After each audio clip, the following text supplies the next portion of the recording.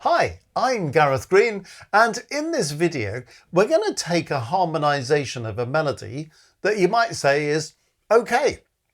In other words, it's not bad harmony. There's nothing wrong with it. Let's have a little listen to that first, and then we're going to go on and think about, but how would you make it better? So here's the okay version that's on the screen in front of you.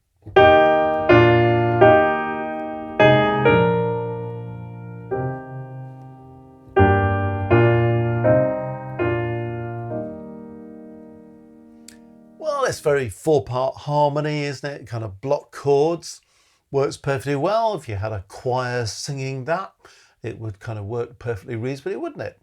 So is there anything wrong with that? Well, not really. What am I doing? I'm in E flat major. And what am I doing? I'm going chord 1, 5, 1, 4 in first inversion. So it's good that I've got a first inversion chord in.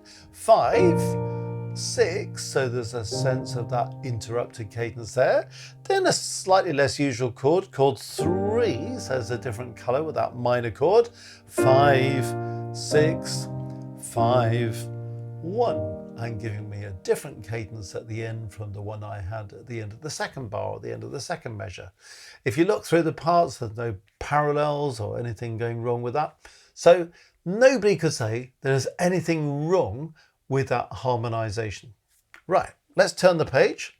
Same melody, and I'm doing something different with the harmonization. Have a listen.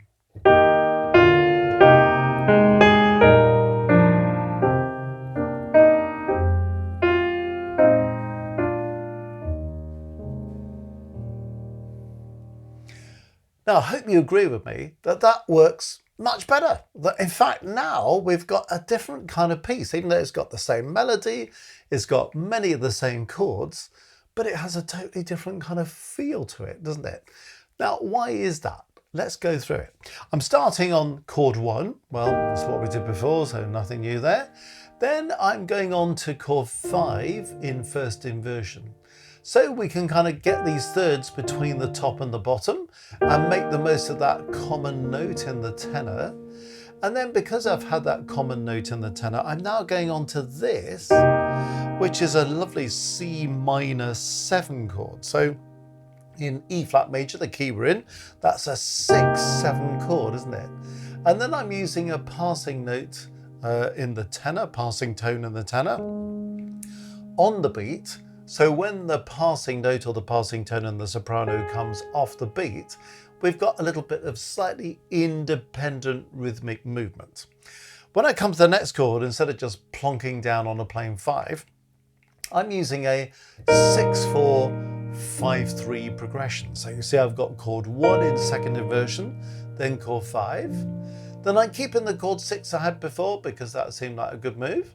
So there's the 6, but instead of just sitting there, look what I'm doing. I'm adding a 7th in the tenor on the last beat of that bar, that measure.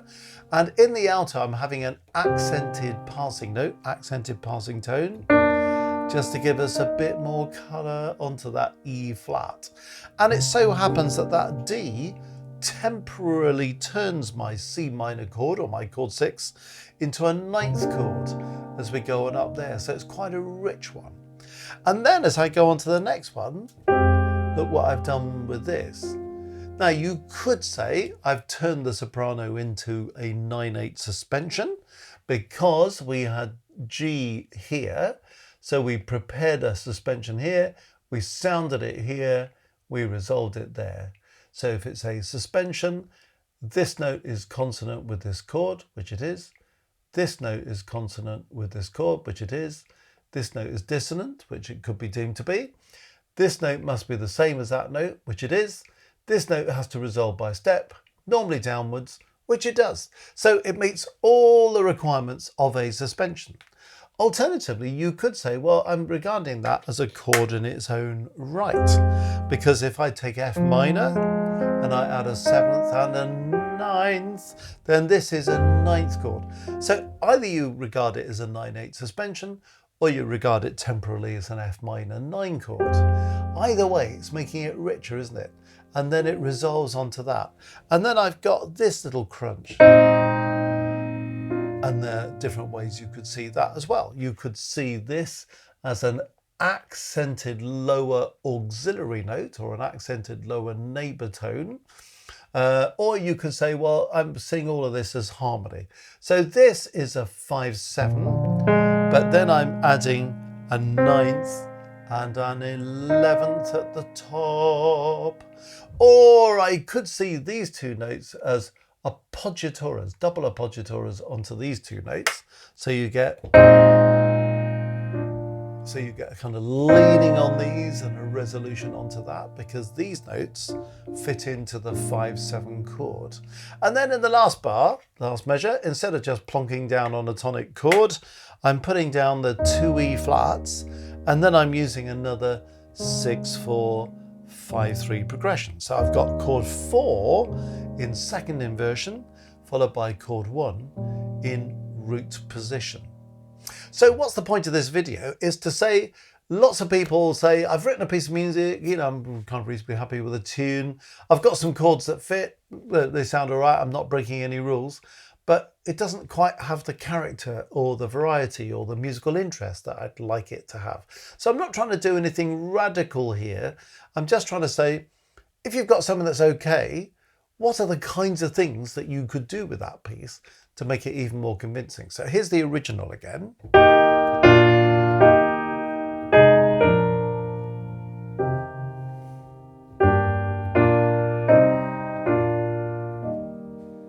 And here is the improved version.